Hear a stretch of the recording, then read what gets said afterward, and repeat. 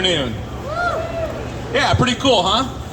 So when you think about all the things that happen at the Knoxville Nationals, there's lots of unique things, and I think this is one of those things, Kyle. The last few years they've started to do that, and when you walk through this concourse here and you see the guys that have won this race, what's that feel like for you to know that, man, I'm going to have my pole here among guys like Steve Kinzer and Swindell and Lasowski and all those guys?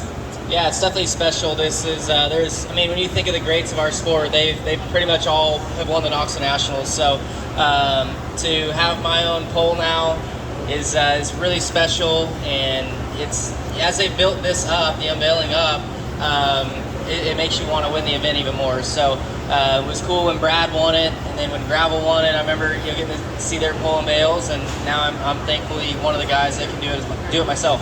You know, when you walk around the grounds, you know, there's the champions up above the ticket gate over here, and then over at the Hall of Fame on the Eddie Levitt Memorial. When you walk by those things and you see your name on there, you're like, oh wow, that's pretty badass.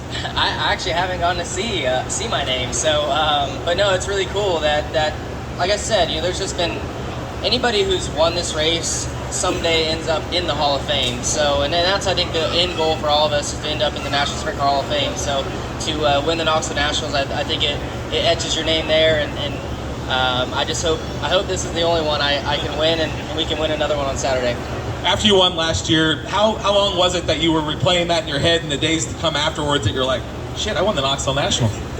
Yeah, no, it was, really, I didn't get to, like, think about it much because the way my schedule was, last year I won, you know, went to the media center, and then, like, it was late, and I had to get back to Indy for the race the next day for the Cup Series, so I didn't really get to think about the Knoxville Nationals win until, you know, after Sunday's race, and you know, then all probably the next week it was all in my mind. So I wish, you know, hopefully as my sprint car career is hopefully a long time, I can get the chance to win it again when I have no obligations the next day, and can really soak in what this race means to win. So yeah, it was sweet though. I mean, you could see it in my emotions at Victory Lane. You know, I cry often, but I try not to cry.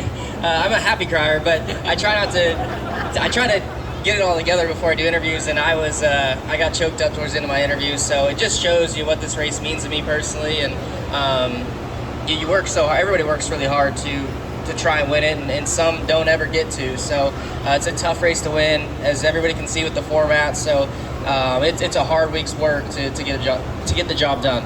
I know the fans appreciate it, and taking the time like you did last year to have the champions toast here in the area right afterwards. Wouldn't you say, I think you all enjoyed that pretty well, didn't you? Yeah. How many of you want to see him do it again this year so you can have a toast with him again?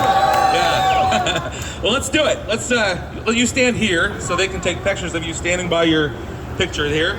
So we're going to count down from 3 to 1, everybody, and I'd like you all to join us. And when we do that, Caitlin's going to let the string loose, and we'll unveil the pole here. Ready?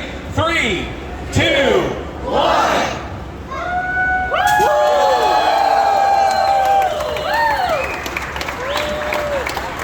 That's pretty cool, huh?